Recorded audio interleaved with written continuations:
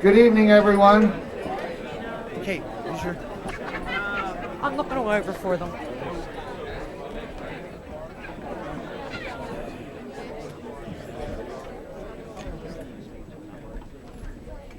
Good evening, everyone. Welcome to the Morris family reunion. Brother Lou said to say that. My name is Tosh Molesky. I'll be emceeing tonight. You can clap now if you care to.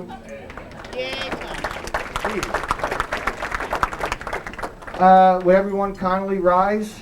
And at this time, I'd like to introduce Monsignor Thomas Scanlon. He is currently at St. Titus in East Norriton, and he's the former rector at Malvern Retreat Center. And after the invocation, please remain standing for the Pledge of Allegiance. Thank you.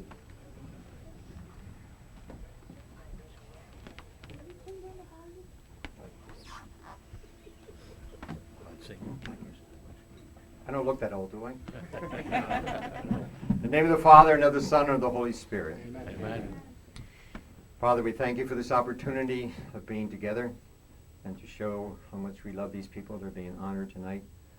We thank you for the talents of all those who are here and for their giving. We ask you to bless us, especially those who have prepared the food here tonight. In the name of the Father, and of the Son, and of the Holy Spirit. Amen. I can go on, if you want. Thank you, Monsignor. Let us all pledge the flag.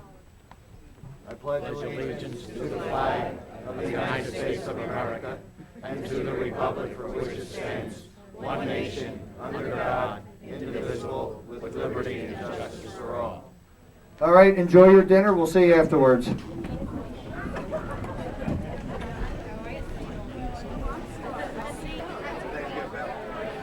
I'm sure everyone enjoyed their meal.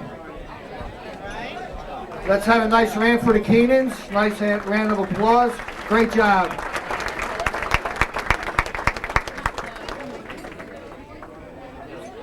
Okay, we're going to get the program started.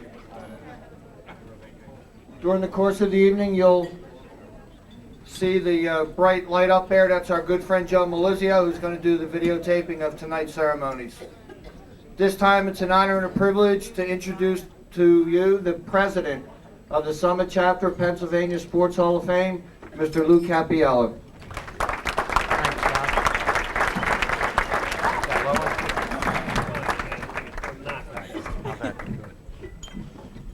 All right, Jim.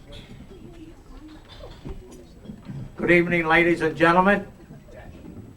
This is a great night. We have a capacity crowd here tonight to honor 5 deserving people. I'm really feel honored and privileged that our organization has such a fine, deserving 5 people to be honored here tonight. I won't go into what it's about because that'll be part of the program. Next thing that I want to say that any organization is only successful because of its officers, and I'm very happy to say that I have some great officers. My Vice President, George Curie, who was sick, could not be here tonight. Tashi Molesky, who is our secretary, is here and who was your Toastmaster. John Coppinger has been our treasurer for, 4 years or 5, John? I think about 6 years. And he is retiring. His job and other family matters sort of make it to that point where he just cannot keep up with it. And I'm very happy to announce that my new treasurer is here, is Mike Zach, here at the end of the table. He will be the new treasurer of the Summit Chapter. They don't like you. What's that? Mike Zach. So I'd like to say that Kathy Mandarino, the state representative, is here tonight. She never misses. She's, a matter of fact, she surprised us this year. She came in early. She generally comes in 20 after 7. She was here 20 minutes to 7 tonight. So Tell everyone. this is, don't tell everybody I'm late, she said. Tonight also, I would like to say that Butch Bacella, who is a member of our organization, I want to personally thank him for all his extra efforts that he made tonight.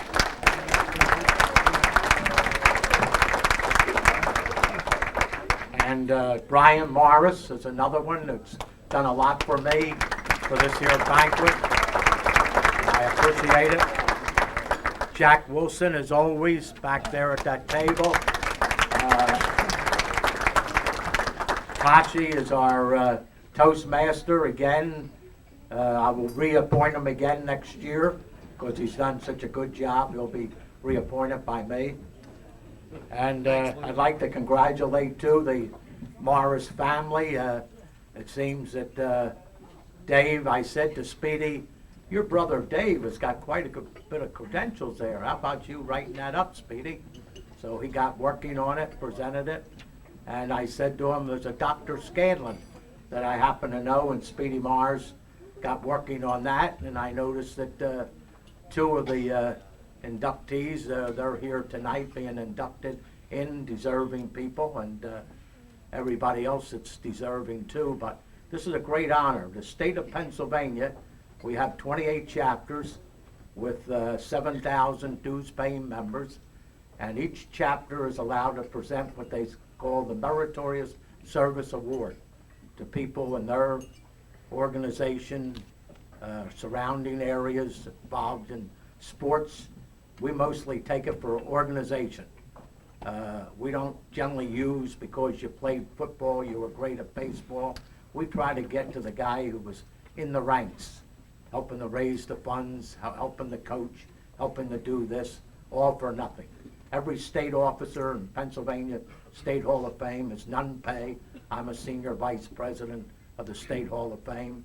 We're all none paid, and 28 chapters, and we take a certificate, and this certificate is signed by the state officers and the local chapter officers, and this tonight, you're going to see an award for the 5 people who I say this, that it's better than any plaque or any kind of award that you could possibly get. I'm very proud of this award, and I'm sure that each individual will be very proud to receive this award tonight. And I just want to thank everybody for coming. Nice to see Father Feeney, used to be at St. John's, now a pastor, and he's here to present a credential. And I'm very honored to see such nice dressed up people and for this occasion. And we hope that you enjoy the program. It's never a long one. And with that, I would like to introduce to you Kathy Mandarino, the state representative. But before I do, what I generally do is I spend a little money of the club's money, and then at the next meeting I'll say, you owe this. So for Tashi, I appreciate when you appoint somebody and they do the work. And for Tashi, you have a certificate for Keenan's Valley View Inn to take your wife for dinner. Thank you, Lou. And of course, I couldn't not let our treasure leave here without some kind of a thought from its president and its people, the way we feel about him. So John, I have a certificate for Keenan's Valley View Inn for you and the wife to go have dinner.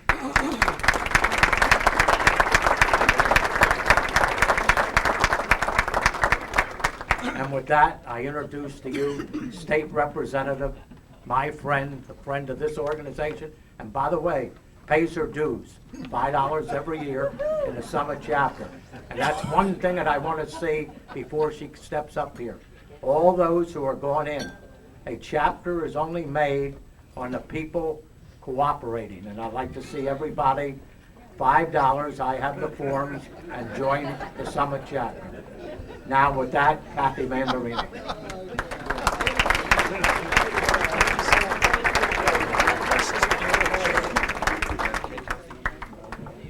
When you have friends like Lou, you have everything.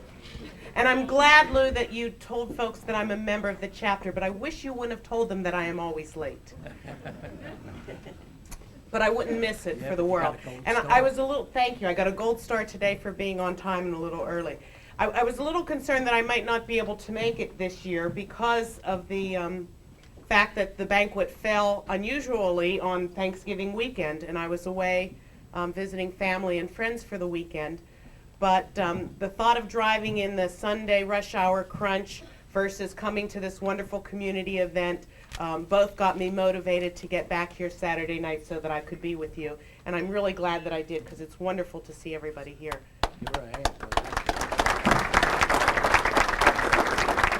And I also think that it's fitting that this fell on Thanksgiving weekend, because it really is a way for us to say to the honorees and to everybody here, thank you for everything that you do to serve your community.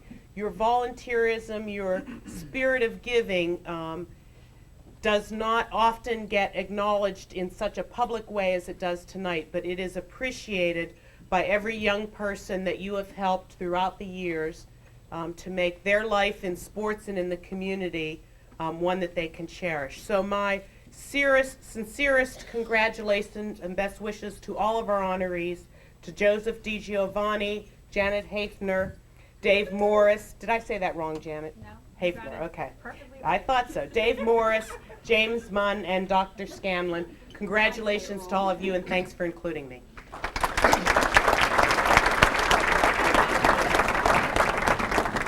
Thank you, Kathy. I know one thing, Lou. I'm glad they're dressed. Woo, from up here. You ready? Are you ready? Okay, the first presenter. He's a member and inductee of the Pennsylvania State Hall of Fame. He's an inductee of the 21st Ward Sports Hall of Fame. A past honoree of this Meritorious Service Award. So not only a great basketball coach, a great person, but a great friend of the Summit Chapter, Mr. Bill Speedy Morris.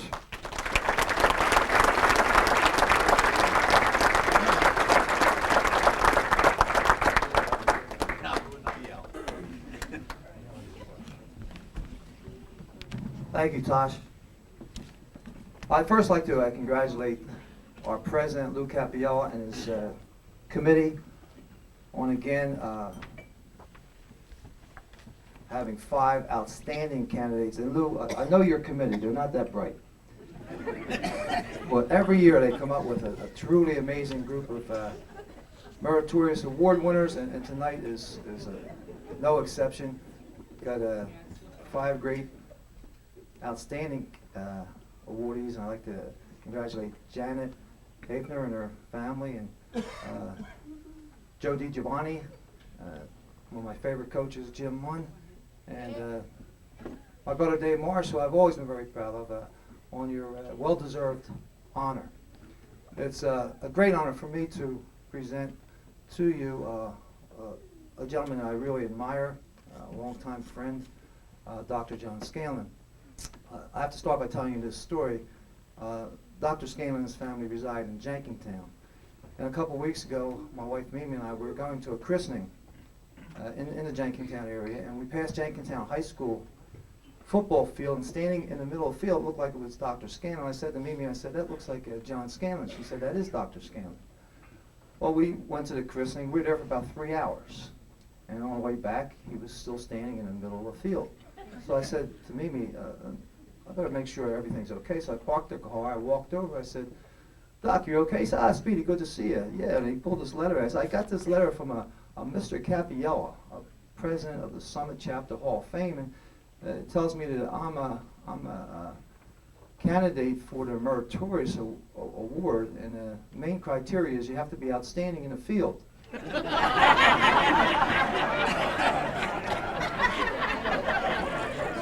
I said, Doc, I don't think that's what they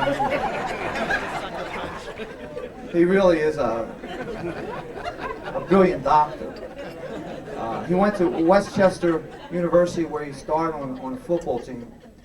And during his sophomore year, semester break, he and a couple friends went to Cancun, and they were sitting at the bar having a cocktail, and this beautiful blonde co-ed walked up and he said, "Hey, honey, I go to Westchester University.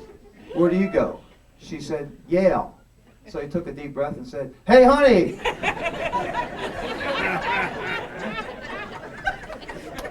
Junior year, also during our semester break, he and a couple friends went out to the Midwest for a camping trip. And he came upon a shepherd with a large flock of sheep. So he said to the shepherd, he said, hey, if I can tell you how many sheep you have, can I have one? And the shepherd, never thinking he could do that, said, "Sure." He said, you have 596 sheep. And the shepherd was shocked. That's exactly how many sheep he had. And John picked one up and started to walk away. And the shepherd said, "Hey, wait a minute. If I can tell you where you go to school, can I have it back?" And John, never thinking he could do that, said, "Sure." He said, "You go to Westchester University, play football in Westchester, Pennsylvania." John was shocked. He said, "How do you know that?" The shepherd said, "Well, put the dog down, we'll talk about it."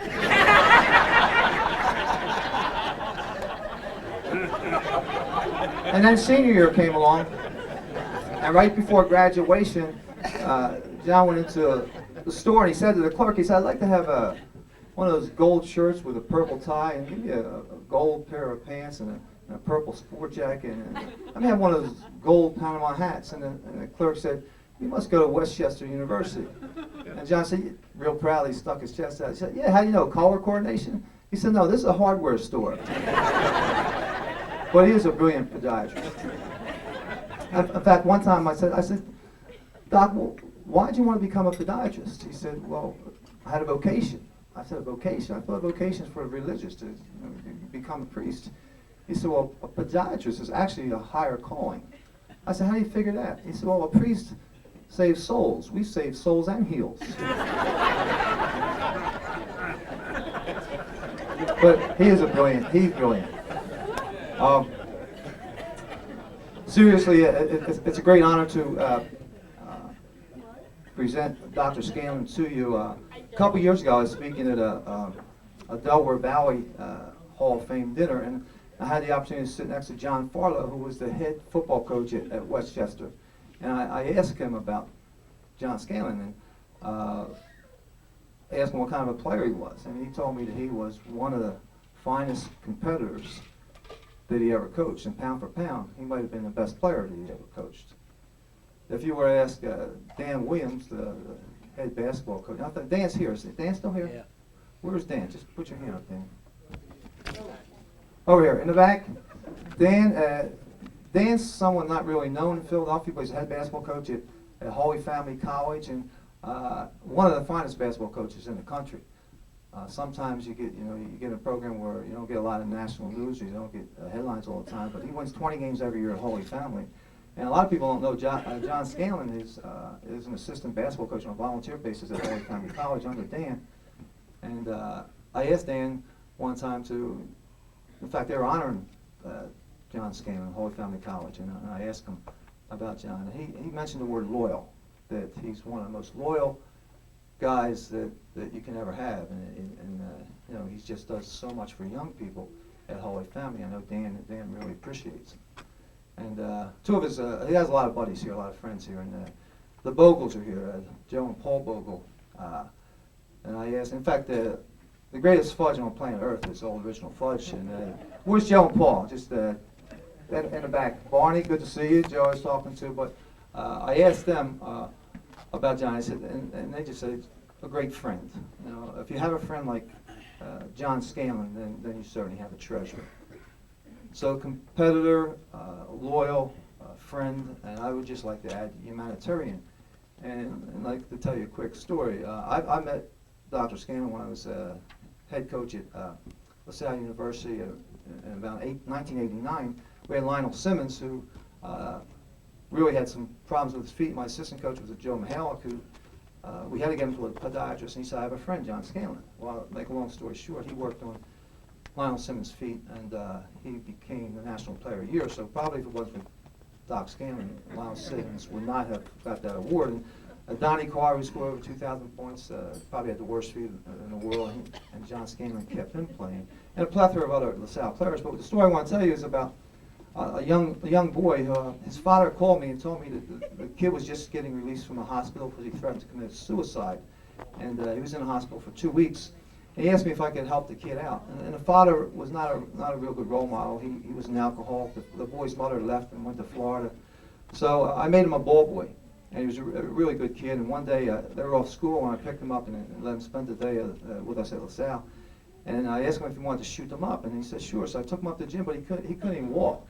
I said, what's the matter? He said, my toe hurts. So I said, let me see it. So he took his sock off, and it was like 3 times the size. You can tell it was infected. I said, you got to get to a doctor. He said, I don't have a doctor.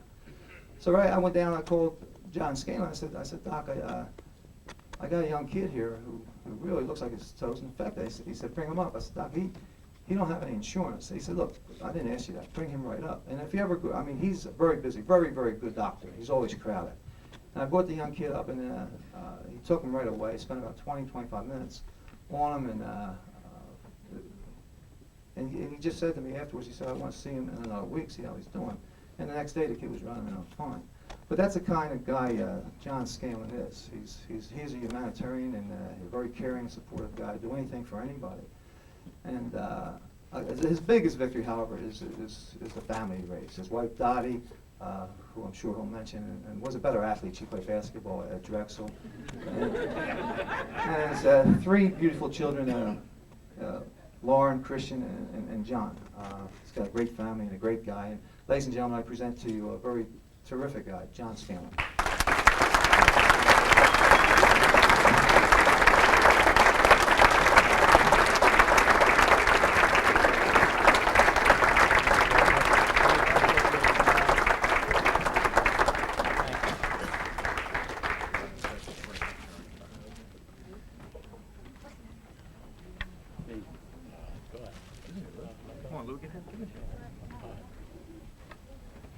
Two of them, guys. Thank you very much. Very nice of you. Good job. I feel like Pat Croce. I feel great tonight. But seriously, thank you, Speedy, for those very, very kind remarks. It is, I think, This is the award. it's beautiful. Your name's on it. A couple of times. But I am truly humbled. When Lou had called me, I really didn't know what to say. I was very, very honored. And sort of in keeping with the spirit of the weekend, the Thanksgiving weekend, it really is a great, great night. Someone had asked me how I felt after I heard the news, and I hearkened back to I saw a story when Walter Annenberg, the great philanthropist, died. And a woman was talking about Mr. Annenberg, and she said the thing that always amazed me about him was every time I spoke to him, I would ask him how he was, and he'd respond in kind. He'd say, "I'm very, very grateful." And this is obviously a multi-billionaire, and I am very, very grateful tonight for many reasons. First, I'd like to congratulate my fellow honorees. I was reading through the booklet there, and extremely impressive credentials on everyone, so I salute all of you here tonight. I'd also like to thank the nominating committee for a couple of reasons. One is for nominating me for this award. I am truly, truly, from the bottom of my heart, very, very humble in receiving this award, and I thank you very, very much. I also thank the committee. By me being here before you tonight, this gives me the forum, this gives me the opportunity to say thank you to those who are really responsible for me standing before you tonight. And to me, that's extremely important. And I've sort of divided my life up into sort of 3 groups, 3 facets of individuals. Friends, or family, friends, and teachers and coaches who have had an influence on me over the years. And if I may elaborate a bit, with my family, as Speedy had alluded to, my immediate family, my wife, Dorothy, and children. And my wife said, whatever you do, don't make a fuss over me. So I'm not making a fuss over it tonight. But I could not stand before you and accept an award like this without someone like her behind me, someone who's always been very dedicated to me. And I'm truly, truly blessed to have a wonderful wife, my wife Dorothy here. Thank you very much.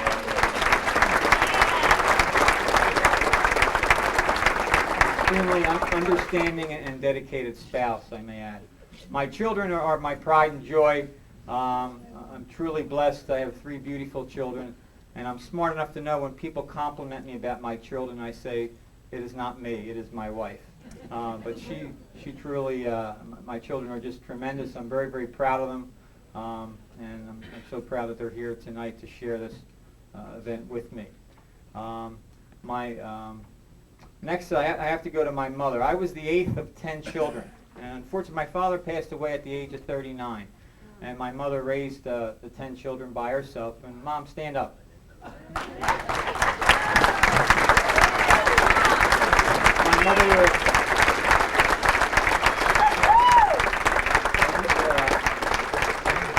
She really should be standing here next to me.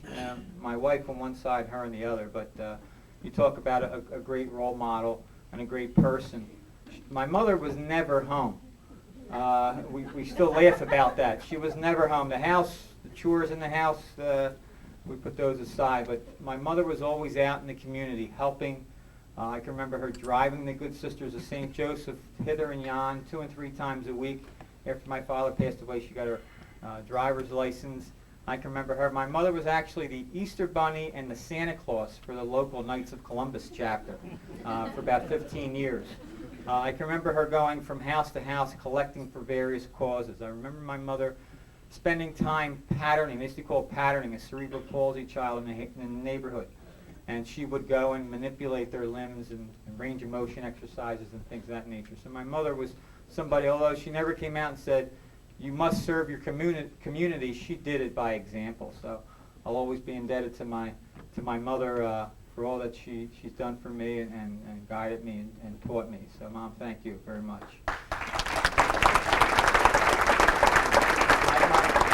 Again, I think they honored me with this because they knew I had so many siblings and we filled a room. But I'm one of 10 and my wife is one of 10, so it was a good move on your part, Lou. But many of my siblings are here tonight, and I'm very, very thankful. I know my sister Maureen, my sister Chris, my sister Bob and his lovely wife Rita. Sorry, my brother Bob, his lovely wife Rita. I'm all discombobulated here, Lou. But again, they've been there from day one, and what can you say about family? They've always been very, very supportive, and I was the 8th, so I was near the end. And I can remember my sister Maureen and Chrissy and my older siblings really looking after me and taking me under their wing, directing me and guiding me. And I'll always be very, very appreciative to my family for that. My Uncle Tom is here. I always refer to him as the patriarch of the family, Monsignor Scanlon. Very, very proud of him. Just a tremendous man. Has always been, as I said in the past, a great role model for me. And thank you for being here. My Uncle Jack McMenamin, I brought him off the street. Jack's been a good friend, loyal friend of Speedy's and Louie's, and Jack has terrible feet, and Jack lost the prize in the office, so that's why Jack is here. So Jack, thanks for being here as well. That's one facet. The next would be those friends that have really influenced me over the years, and a good friend and my boss is here tonight, Coach Dan Williams of Holy Family College. In my other job, which my wife allows me to do, I try to help Dan in some capacity at Holy Family College. And when I think of Dan Williams, the word that comes to mind is integrity. He's a man of great integrity, great honor, great moral fiber, great character. He has almost 400 victories on the college level. Certainly his coaching status and his victories and his coaching sort of speaks for itself. But what's more impressive about him is Dan Williams, the man, the individual. He's a great role model for those young men and women at Holy Family College, and it's really a privilege for me to assist him in some capacity. And Dan and Mr. Kubik and myself started the program, I guess it was about 18 years ago. And Dan's a very, very good friend, and like I say, I'm honored that he is here with Mr. Kubik tonight. Moving along there, Speedy had alluded to the Bogle family. 1-800-23-FUDGE, I believe is the number. They were voted by the New York Times as having the finest fudge in South Jersey. So I just wanted to get that plug in for the Fudge Kitchen. Astute business people, but even better, humanitarians. I know that after their father Frank passed away, that they started the Frank J. Bogle Memorial Foundation, which raises monies for education for those that can't afford it. And I think to date they've raised over $250,000 to give those who can't afford education in the South Jersey area. Not only tremendous entrepreneurs, but as I said, great humanitarians. Paul is here, his lovely wife Leslie, Joe Bogle, and Frank and Katie Bogle are here tonight, and I really am very, very appreciative to them for being here. Paul and I actually met in college. I believe it was in the library. We were studying for an advanced physics test together, and if you believe that one, but Paul's been a great friend, and in fact, he's my son's godfather, and thank you very much for being here tonight. I'd like to thank where's Peg?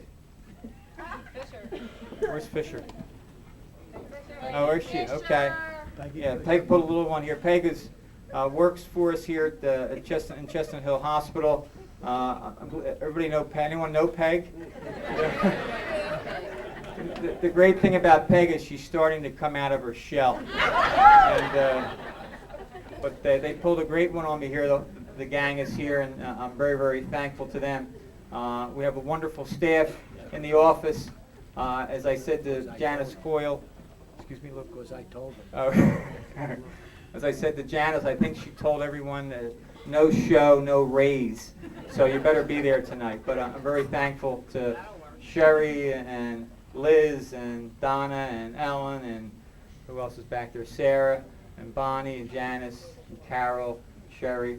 I'd like to mention some of the doctors that are here tonight. Dr. Dunn.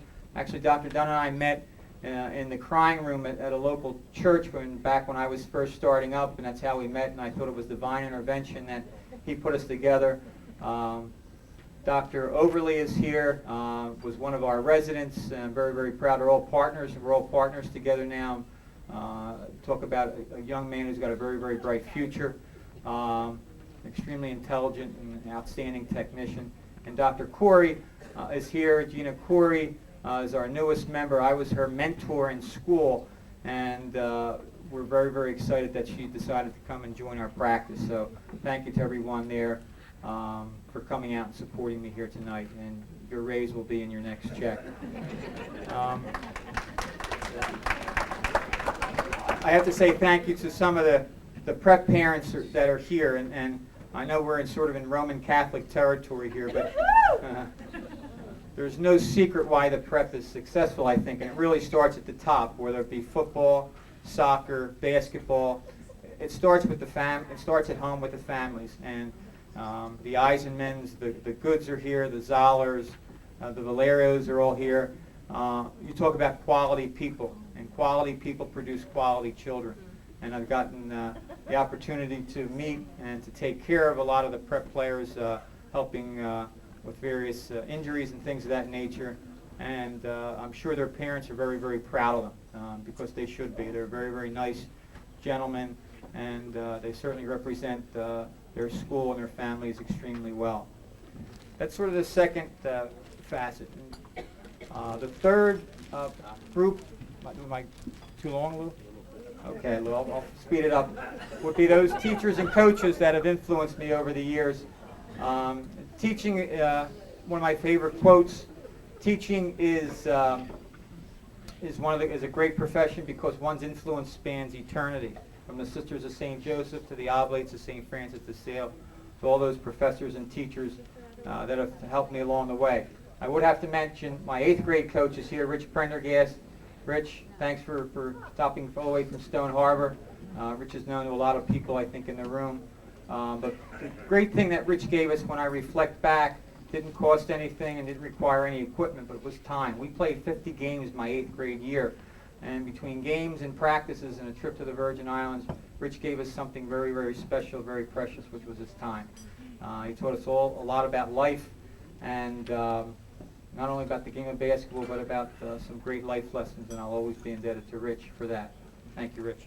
And finally, Lou, can I have that award for 1 second? I want to dedicate this award to two people that are very, very special and that I love very dearly, and that's Louis Capiella and William Thomas Morris.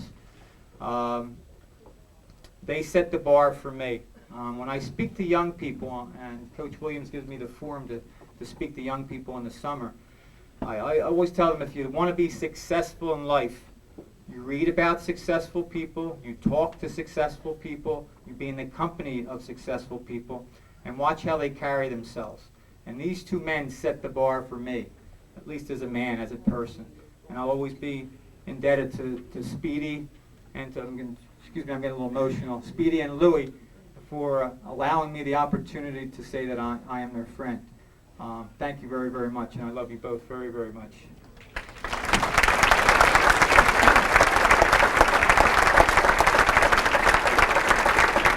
So I dedicate this award to Speedy and to Louie. Louie, Frank Rizzo's confidant and advisor, fundraiser extraordinaire, community activist. Speedy, did he ever turn down a communion breakfast or a CYO banquet? When I tell my kids this person gets it, these two men get it. And I'm very, very proud to say that they're my close personal friends. In conclusion, Lou, I'm leaving now. I want to thank I'd like to thank the good Lord for the gift of friends, for the gift of family, for the gift of coaches and teachers, and most importantly, for the gift of good people like Louie and Speedy. Thank you very much.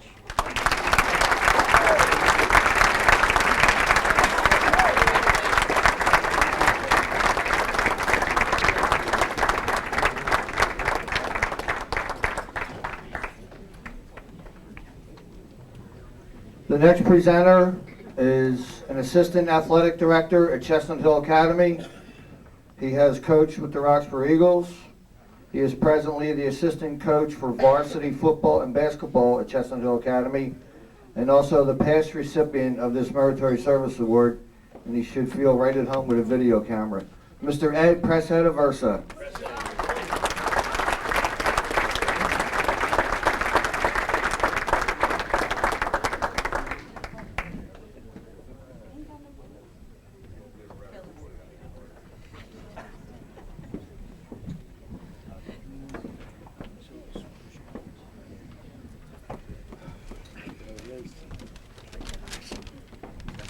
Thank you, Josh. You'll have to forgive my voice. Our varsity basketball team was in the tournament the last 2 nights, and I'm sure Speedy understands how that goes, but right now my voice is shot a little bit. When I came up here this evening, I figured, I'm first. This is great. They go in alphabetical order. D. Giovanni, that means I'm first. I got plenty of jokes. I come up, sure enough, Speedy's first, and took all the jokes. So tonight, Joe, this is going to be from the heart. First and foremost, I would like to congratulate all the inductees being honored this evening. Janet, Dr. Scanlon, Jimmy Munn, and especially Dave Morris, who has been a great influence in my life, half my life, only a little bit his. And is a big reason why I received one of these awards a couple years ago, and I really want to congratulate you, Dave, because you've been a special friend to me for many years.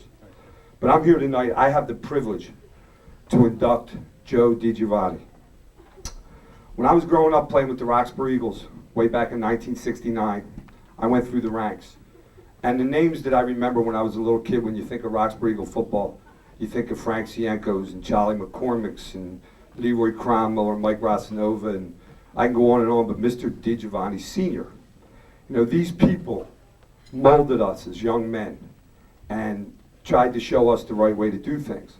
Well, when I was about 12 or 13, this wild young dude came driving up Port Royal in his souped-up Roadrunner, and I said to myself, boy, he looks like a cool dude, man. I wonder what this guy's here for. Sure enough, he gets out of the car, and he asked Leroy, I think Leroy asked him to help him coach, because I think Leroy was tired of him laying wheels with the Roadrunner all around the neighborhood. But Joe was a young man, and the book was wrong, because when I looked in the book, I remember like it was yesterday. Joe started in 1973 with the Roxborough Eagles, And I was on the 95-pound team, and I said to myself, I want to play for this he's a young guy. He was there for the kids, all the right reasons. And I got my chance the next year to play for Joe. And Joe was that type of coach that, you know, no matter what had to be done, he never passed the buck. I mean, if a kid got chewed out, he was that guy that went over and patted him on the butt, picked him back up. If somebody was hurt on the field, he was the first guy that showed up at the pile, made sure everything was all right. And he coached me for 2 years. And I learned a lot from Joe, because what I learned was he started at a young age, even before he was married. Then he went and started his family and came back with his kids. And his young son Joe and daughter Nicole came through the organization. And I even remember when Mrs. D was a cheerleading coach. But Joe has never left from the day he got out of that Roadrunner, back in 1973, I think it was. He's there every day from March till November. You go up there. It's either the Panthers all spring and summer, and it's the Roxborough Eagles all fall. He's put in 30 years. And the things that he's done for other people, I mean, he went to the kitchen. I got him to come back out on the field and coach with me, it was great for me to have a guy that coached me come back and coach with me. And I have a couple stories, but I'm not going to tell them because they'll take too long and we'll laugh too hard. Especially about the time, you know what you did with the football team, we'll leave that go.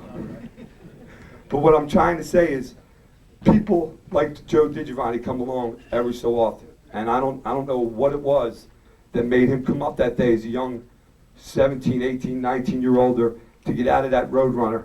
And it's a different car now, I think. But it's still parked up there every night. And whether he's helping Nina in the kitchen or he's out on the field working with linemen, which I wish he would get back into doing before he gets too old. But he's done it all, and he's never passed the buck. And I'll tell you what, I'm proud to say that I played for him. I'm proud to say that he coached with me, and I'm really proud to say that he's a good friend. And I'm speaking for both the Panthers, I'm sure, and the Roxborough Eagles. When we say, Joe, we're awful proud of you. And I know your father's looking down on you right now, very proud of you, and I'm sure your family's proud of you. On behalf of the board and all the members of the Pennsylvania State Sports Hall of Fame Summit Chapter, I would like to welcome you, with everybody else in this room, with open arms. Ladies and gentlemen, Coach Deej, Joe DiGiovanni.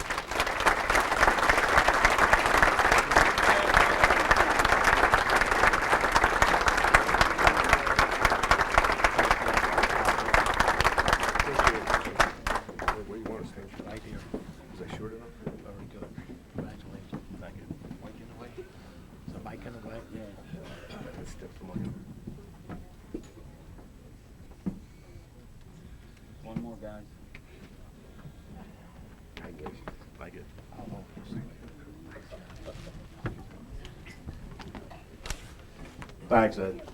Great job. I'd like to thank the Roxborough Eagle organization for submitting my name to receive this award tonight. I'd like to thank Lou and his members and board members in accepting me to receive this award tonight. This is unreal. To do a job I've been doing all these years and to receive an award for it's incredible. I'd like to congratulate the other inductees, Janet, Dave, Jimmy, and Dr. Scanlon. Congratulations to you, and I'm proud to be inducted with you tonight. I'd like to thank the Roxborough Eagle organization, all the members that I worked with throughout the years, especially the members of today. I'd like to thank the president of the Roxborough Eagle organization, Kevin Smith, who's done a great job in keeping the organization going, and it has a lot to do with me being here tonight. I'd like to thank some of the members and board members right now, Bob Firmeister, Mark Monahan, Joe Horan, Norm Gardner, Al Desiderio, Lynn Smith, Mike and Nina Bellina, and Michelle Martin. These men and women are the heart of the organization today, of which I'm proud to be a part of. And I thank you for being here tonight. I'd like to thank my family for being here tonight. They're all here. My brother Mike, my mom, my daughter Nicole, my son Joe, my father-in-law Frank. I especially like to thank my wife, who without her support I would not be here tonight. I thank you for letting me do what I enjoyed doing all these years. There's one person that isn't here tonight, and we miss him dearly, and that's my dad. My dad received this award in 1992, and he passed away in 1993. And many of you knew my dad and the way he was with the organization. He worked hard, he was always available, and if Frank Cienko ever needed somebody to help him, my dad was always there. And Frank always called him his right-hand man. And my dad enjoyed being up the field, he enjoyed being with people, he enjoyed watching the kids play football, and any sport, really. And I know that I could never step into his shoes, but I am proud to follow in his footsteps, of which I am very proud tonight in receiving this award. And I thank you all very much.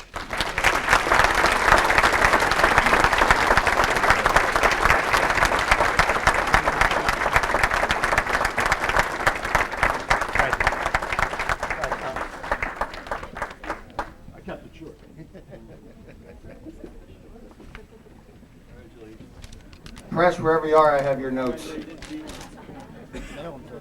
I'll tell you. Can't take them anywhere, Dave. The next presenter, he's been a member of the Ivy Ridge Panthers since 1959. He's been inducted into the 21st Ward Sports Hall of Fame. He's been inducted, also he received this Meritorious Service Award quite a few years ago. I'm proud to call him a friend and also a co-member of the Ivy Ridge Panthers. That's my good friend Steve Idzik.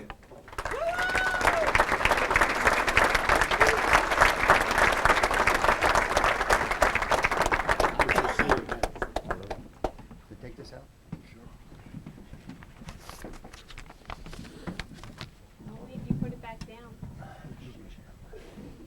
Before I get started, I would just like to make two general comments. One, of course, is to add my congratulations to everyone else, to the inductees tonight. And the second is a comment back there in the last table in the corner, the people who thought they were coming here to roast Janet tonight. I hate to disappoint you.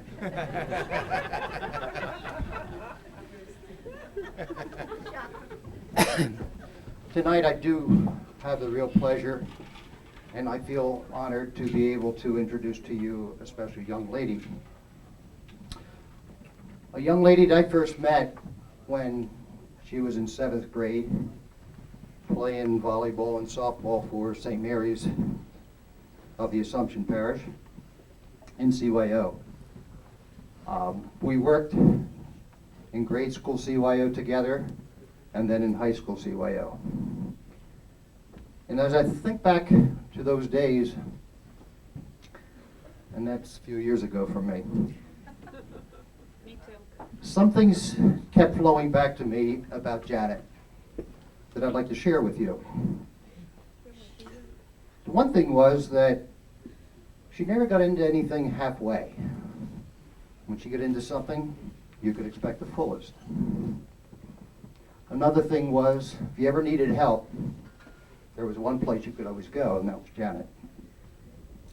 And then she had this thing that she never wanted to take anything without giving back. And I think if you add those three things together, you might in there find some explanation why for some 20 plus years she's been successful as an athlete.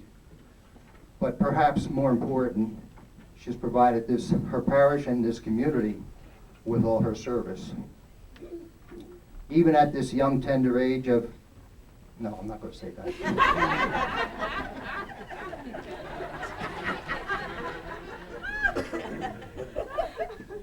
I'd like to talk about a few things that, I mean, this is stuff done by younger people, but it's not in your program book, but these are important things, and it gives you some insight into Janet. This goes back to the grade school and high school CYO days. Of course, in addition to being an athlete, she was right there with all the fundraising. And what did we do? We sold Dunkin' Donuts on Sunday morning. We had a monthly paper drive where we would get a few station wagons and go around to the community to people who agreed to save papers for us all year long, all month long. And we'd pack a few kids into the station wagon and off we go. And I still have this image of a station wagon full of people with some little kid peeking out from behind the bundles. Janet. In high school, there were some more service projects. We had a mass for the shut-ins wherein we would transform the school basement into a little church, and the kids would be back there cooking some lunch, and then we would have mass and lunch in the same place so these folks didn't have to move around. And again, Janet was a big part of that. We also went Christmas caroling up at Landers, and I think she was part of the first group. I needn't remind you, if you look in your book, you'll find that she began coaching at 18, which in my opinion is kind of young. She went on to coach, as it says there, CYO, Plymouth, the Phillies, and now next summer she's coming out of retirement, that is, to coach a traveling softball team. And of course that's never enough for her, so in addition to coaching, she had to get involved in the administration. I don't know whether this is part of her dedication or is part of being a woman needing to run things.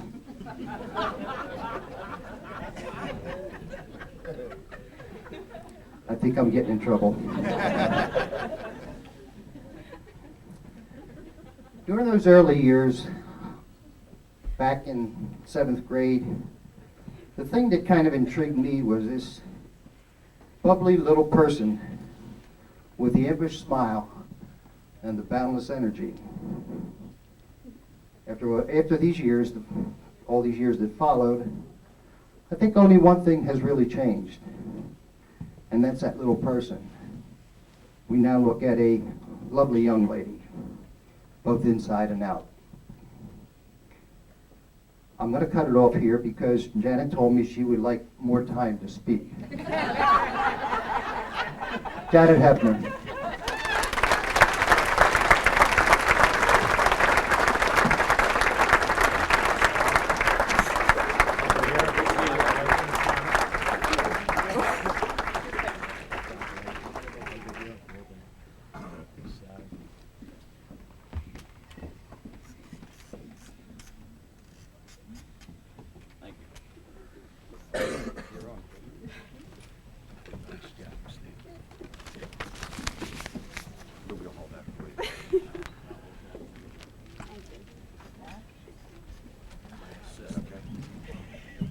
I wouldn't know if it was okay or it wasn't okay.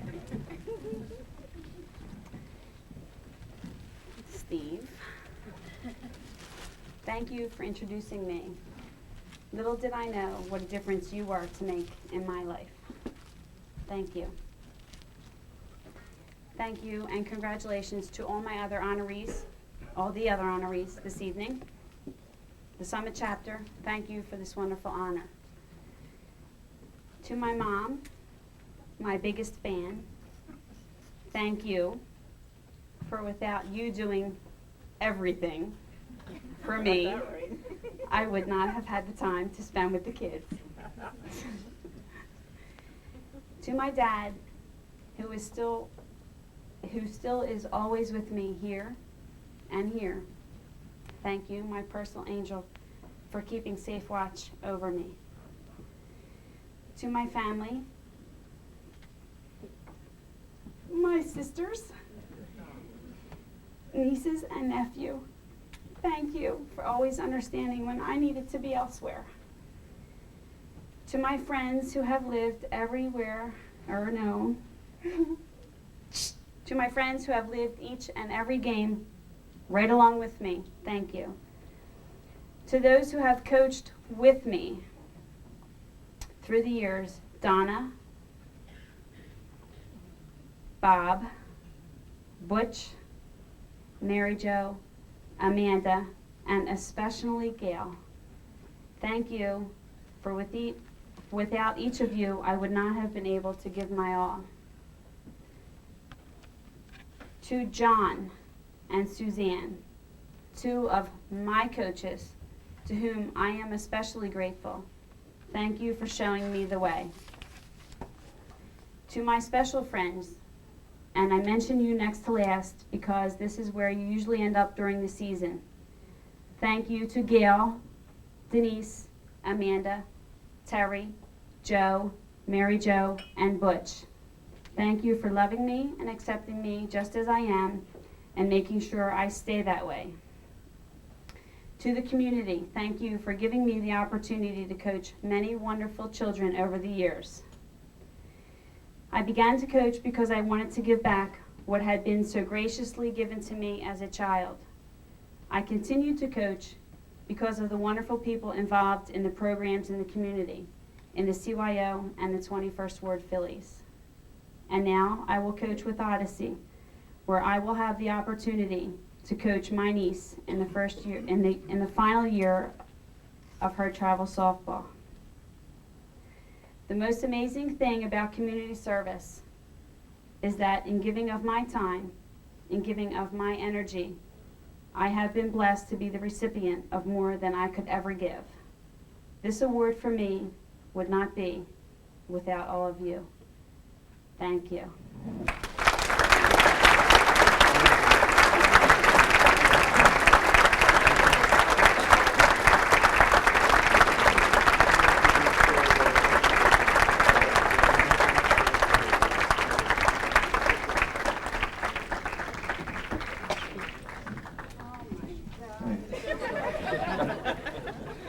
We're just going to take a little commercial break here. As always, the organizations that make up this fine community, we always have their representatives here, and tonight we would like to say hello to them. From the Junior League, Mike Rodden is their treasurer, Ed Peters is their equipment manager. The Indians, Nick Sater, secretary, Gary Taylor, president. Senior League, Michael O'Deese, commissioner, Jerry DiStefano, vice commissioner. From the Tigers, Paul Bennett is their president, vice president Bob Furmeister. Panthers, president Joe Kineski. Wissahickon AA, president Debbie Martelon. Roxborough Eagles, treasurer Joe Horan, and their KSL rep Norm Gardner. Orioles, president Bud Ryan, treasurer Mike Leinhauser. The president of the 21st Ward Athletic Association, who keeps this all together for us, is Mr. Joe Gratzinger. And a good friend of the Summit Chapter and all organizations is the Adam Kowalski Post. That's Al Hammer and Leo Pell. Let's give them a nice round of applause.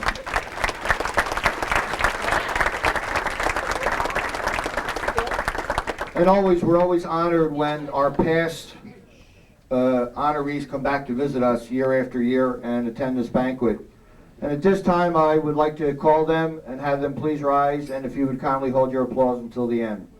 Ed Aversa, Butch Pacella, Lou Capiella, Joe D'Angelo, Moose DeMalto, Jerry Farrell, Larry Flanagan, Bob Furmeister, Joe Gratzinger, Terry Hammis, Steve Idzik, Ron Kaminsky, Gene Leahy, Joe Malizia, Speedy Morris, Terry Morris, Bill Murphy, Gail Petit, Duke Pinnell, George Rose, Bud Ryan, Joe Tinnany, Bob Vitrone, Jack Wilson, and Mike Zack. Let's give him a nice round of applause.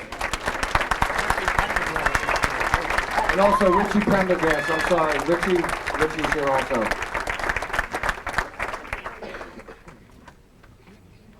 Okay, the next presenter, he was at St. John's for quite some time. He is now the pastor at St. Clement, Father Robert Feeney.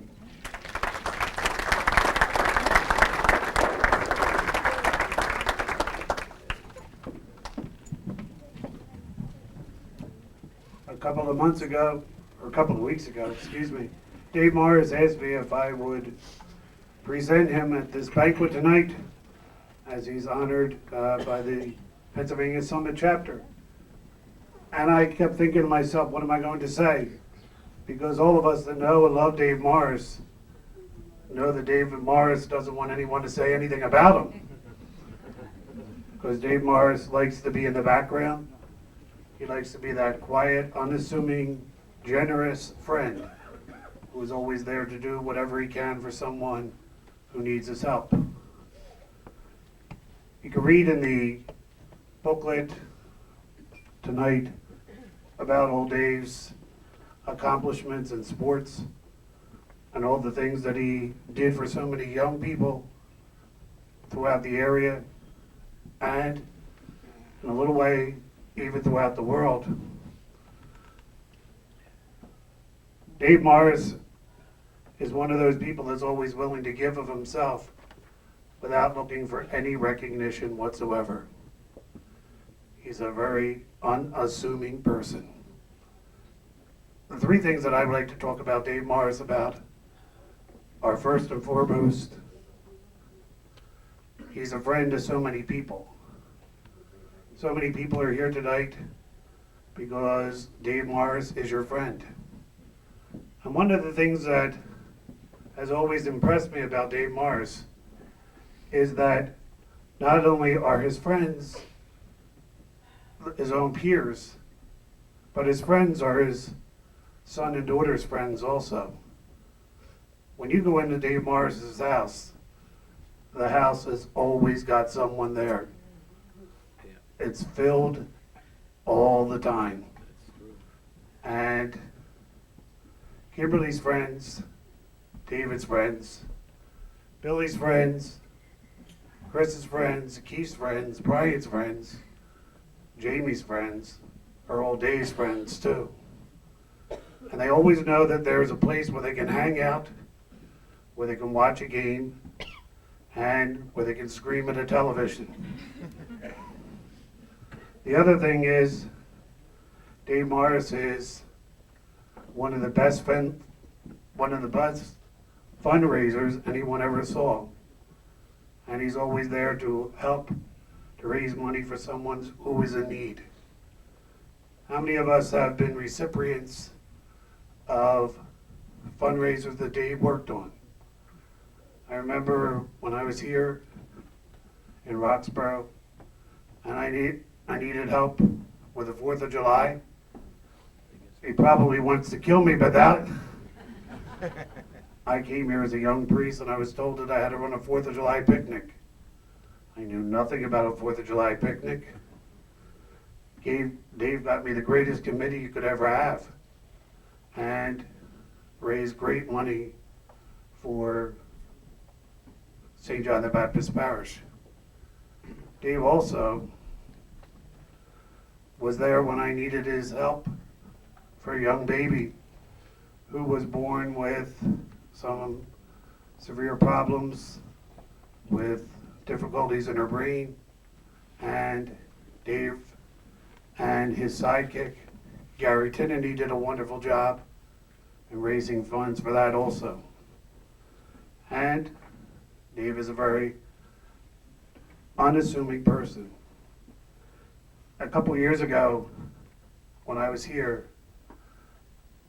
one day when Dave was leaving Mass, I asked him if he would do me a favor. And I said, Dave, would you be willing to open your heart and open your home to a little guy from Ireland? And he said yes, without even asking Phyllis. And then he went home and Phyllis said, well, what are we going to do with a little boy in the house? There's no one here that'll be able to take care of him and watch him. And Christopher not only was Dave's other child, but one of his best friends. And each and every year I added another kid to Dave. I said, Dave, you want another Irish kid? Another Irish kid? And each and every time the answer was yes. And even though we know Phyllis isn't any bit Irish, she opened her heart and she opened her home and allowed many, many Irish people to come into their home and to become a part of their family. Many of you are here because you're being recognized for all the sports events that you were involved in and all the coaching and all the umpiring and all the refereeing that you did. And Dave Morris does all those things, and he did so many things.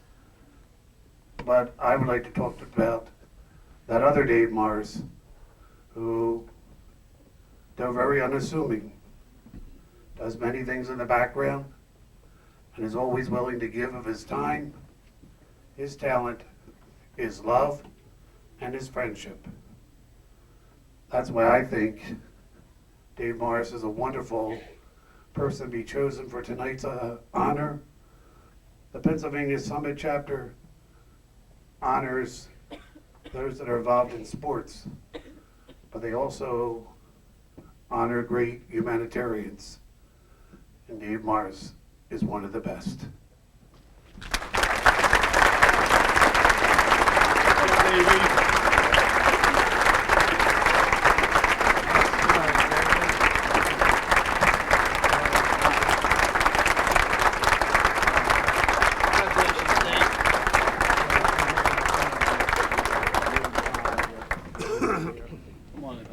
Squeeze that little guy out. Two guys. I'm holding the award to be you. I was wondering when. His award. Hold on. Thank you.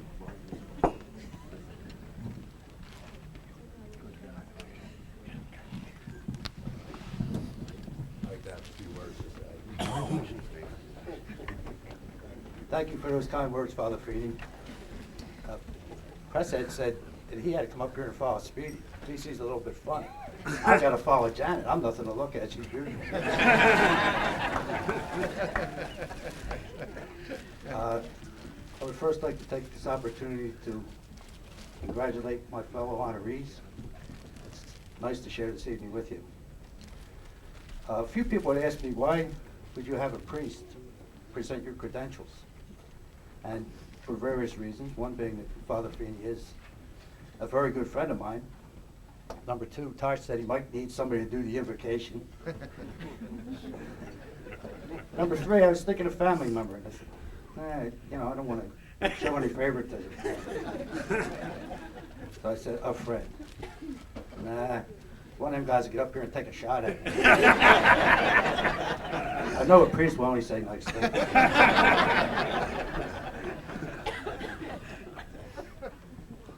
And the other reason is I feel I have a confession to make.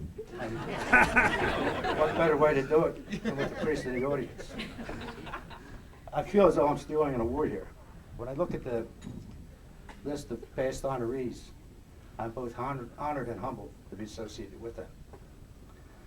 I would ask the audience tonight in a special way to remember two members of the 21st Ward Hall of Fame, Billy Boone and Gordy Kennedy, who are recuperating from serious illnesses. And I know from experience that the thoughts and prayers of those that we love go a long way in the healing process. I would also ask you tonight to remember in your prayers Bob Gable, a friend of sport and sportsman, a friend of mine. And Speedy was up here joking, but I know he's doing it with a heavy heart, because Gabe was a true friend of his. I want to thank the committee. I want to thank my wife Phyllis, my son David, my daughter Kimberly, for all the love and support, and thank you all for being here.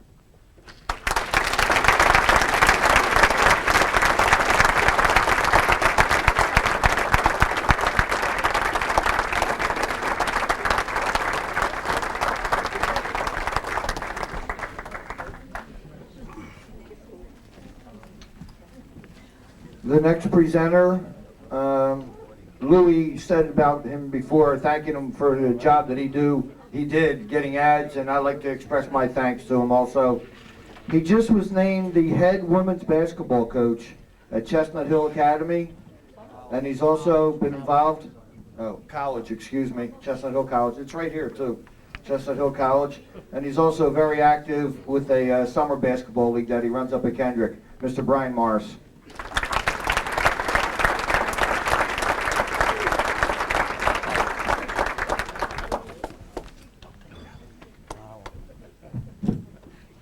First off, I want to start off by saying congratulations to Janet, Dr. Scanlon.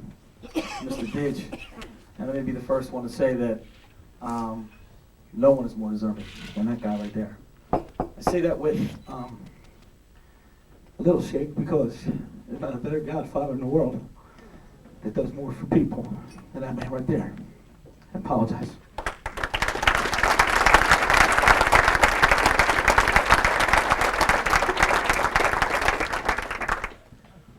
All right, now I can be funny. Promise I won't be long. When I graduated from LaSalle, I had one goal, and it was to be a teacher and coach. I got a job at Hallahan, and after 1 year at Hallahan, I really was in search of someone who could be a leader, more of a role model than a young guy like myself could be, someone who was more of a presence. You see the guy that's coming up here, he's a presence. Not because of being this way or this way, but because of this, because of his heart. I remember running a CYO tournament in Hallahan. I saw a guy on the sideline who I really didn't know, other than him sending paperwork down to be in the tournament. I had the opportunity to watch him on the sideline, and it was his beautiful daughter, Liz's, last year. And my goal was to steal him from Holy Family, grade school, and I did. My father has many friends that are coaches, and I would like to say that probably one who's a little bit older than my father is John Cheney, that he considers one of his best friends. Jim Munn is my best friend in basketball. He has been such a support for me, and it goes above and beyond any of his coaching abilities and the differences that he's made in young people's lives. If you open up the booklet to the center page, I'm just going to say this. I wanted to read it out loud, and I'll end on that and bring him up here. It says, "To a wonderful husband, father, coach, and friend. Perhaps you never realized how your thoughtful, caring ways have made such a difference to others, or how your many small kindnesses have grown into ever-widening circles that have touched so many lives, especially mine. When I received a phone call a week ago about the position at Chestnut Hill College, I went to 3 people. Obviously my father, who has been my greatest role model, my brother Keith, who has been another great role model of mine, and to Jim Munn, who's one of my best friends in the business. After talking to those guys and thinking seriously about this wonderful opportunity that Chestnut Hill has offered me, it was a no-brainer. Jim Munn, I'm going to turn it over to you because, Doc, he might be longer than you, and I'm just glad we're last. Because I know he's going to tell a shitload of stories, I can tell you right now. So I just want to turn it over to Doc, to Jim Munn, and say congratulations on your Meritorious Service Award.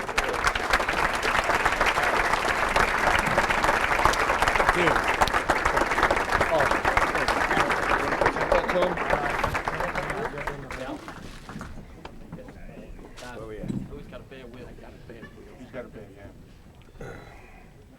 2 guys. 2? Jeez. Thank you.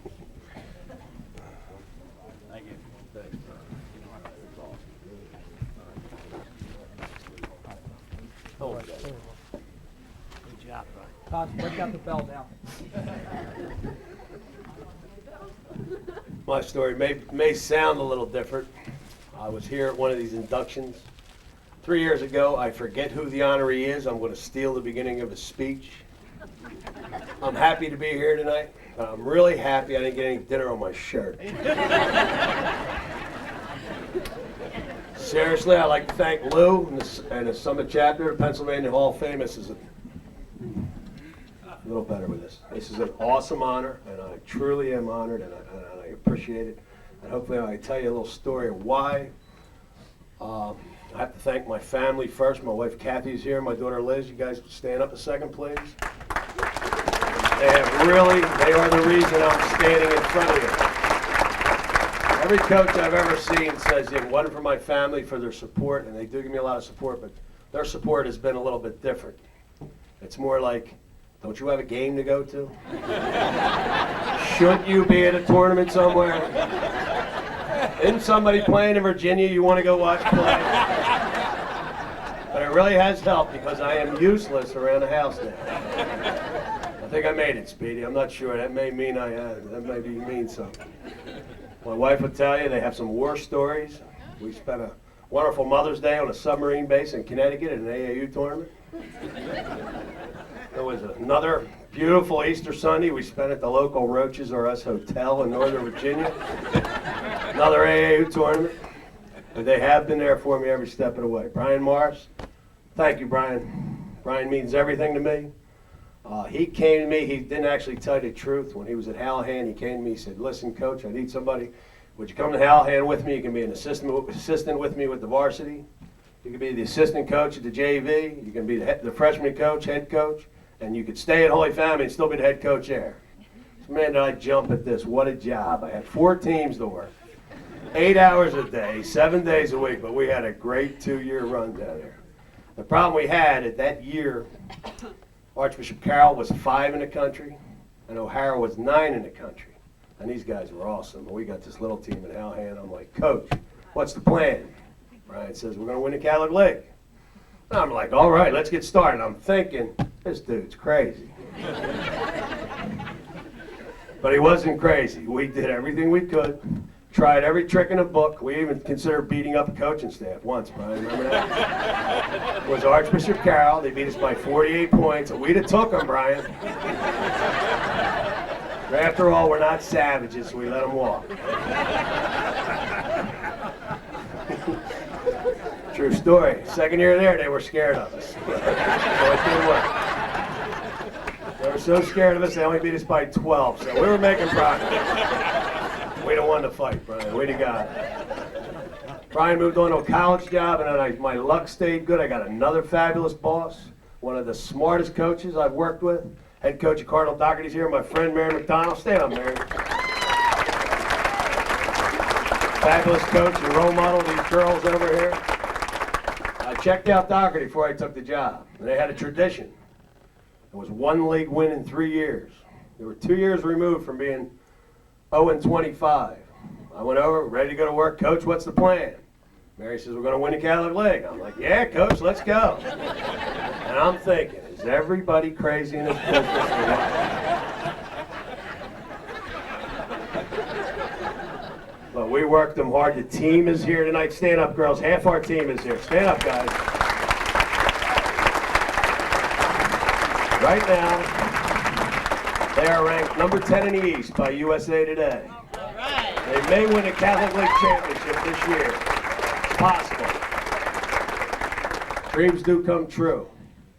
But I'll tell you, why this honor means so much to me, I've always been Roxborough. Roxborough has always been an influence on me. This past summer, I have teams for the Philadelphia Bells at national tournaments. We're at the 16 and under championship. We're playing a team that's number 3 in the country. 7 All-Americans on this team. And I'm using things I learned from coaches in Roxborough years ago, guys like Leo Riley with the old Tigers football, Gordy Kennedy, who's just mentioned. These coaches' philosophy was, we'll play anybody, anywhere, anytime, because, hey, what the heck, we're too stupid to be afraid of them, so we might as well play them. And it almost worked. People like Peg Fisher's in the room. I worked some tournament softball for Phil Giuliana's crew. Peg Fisher, fiery competitor, taught me a lot. Try anything in a softball game. If I ever need to drive my car through a lobby of a Holiday Inn, thanks, Fish. Taught me that. I'll have that ability.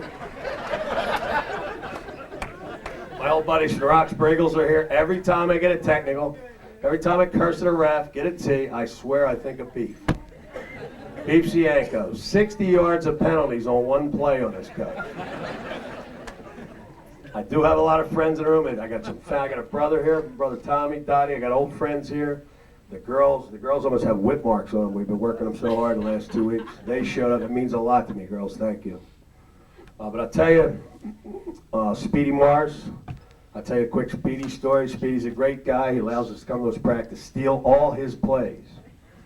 We take him home, we rename him like we invented it, right, Brian? Do the same thing at Doherty.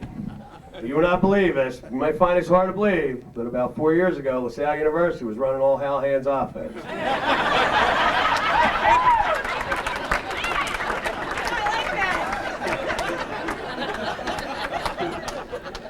But anyways, I've been away from the neighborhood working with these teams. I'm all over the country with the Bells AAU, Doherty's every day. But I'll tell you what I've learned. At Doherty, with the Philadelphia Bells, we get kids from all over the place. We get kids from the barrio. We get kids from the hood. They're great kids. Some of them are awesome athletes. They don't have what the people in this room give them. Some of these kids don't have what the people, the nominees, this neighborhood, Joe Dees, guys like that, the Roxborough Eagles, they never played in the Bud Ryan League. We had kids, when I tried to talk to them about walking, he thought, or she thought, it was because she didn't have enough money for the bus. So what you people do, you guys are heroes. You people are heroes. They never had a Gail Petit show them how to windmill softball. Never had a Dave Mars. Never had the Roxborough Eagles. Never had John Fisher, Bob Johnson, the Indians. They don't have that, some of these neighborhoods. And what you do, what we do, and that's why I'm so honored by this. And I come back to Roxborough, and we got it in Roxborough, and it helps. They have it in Fox Chase, Mary's neighborhood, and it's a difference. Some of these kids don't have this. So don't ever think what you're doing is not important, because it's very important. The games are fun. The games make it fun. The teaching makes it rewarding, but it's the kids you're working with that make it important. And it really is important. I've gotten hollered at. They're 12-year-old girls, you're screaming at them, you know, what are you going to do? It's okay to coach them hard. It's okay to be demanding. It really is. I've seen cases with some of these children where it's life and death. That sounds a little crazy, but out of this neighborhood, I've seen that where it is absolute life and death with these people. We had a kid come into the Bells one time, her father was on death row. So when I see what we do in Roxborough, and that's what I want to tell you people, it's nice to get back here. It's nice to be remembered. A lot of old friends are in the room, and it's very important, the things we do. What I like to say is Roxborough, I've been here my whole life. I'll probably be here the rest of my life. I pledge you my support. Anybody needs help with anything, donations, I'm around. Look me up. I will always be here. From the bottom of my heart, thank you very much for this award.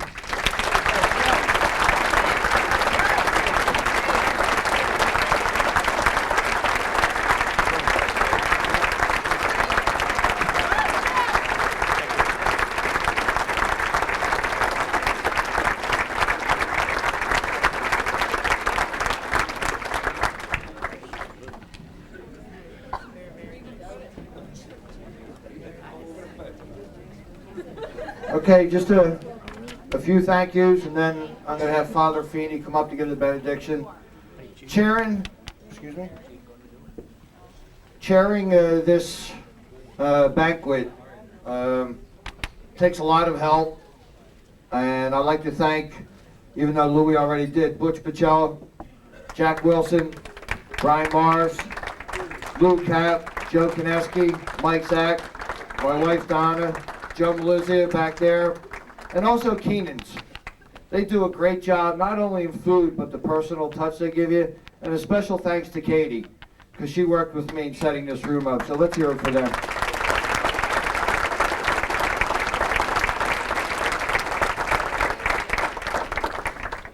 I think that's about it, Lou. At this time, I'd like to have Father Feeney come up to give the benediction.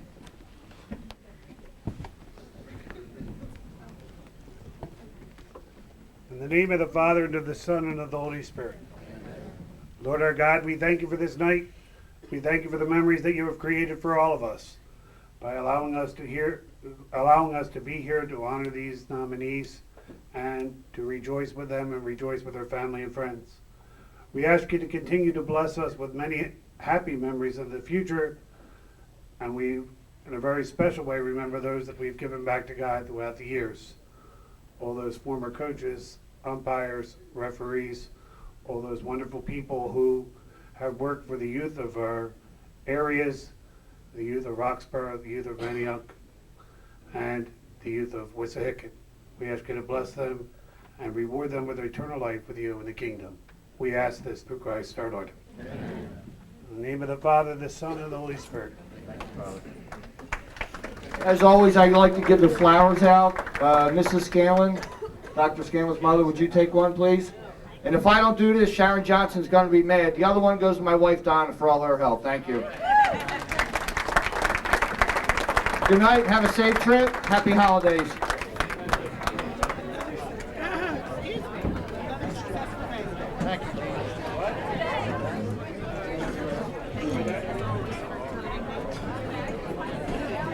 Congratulations,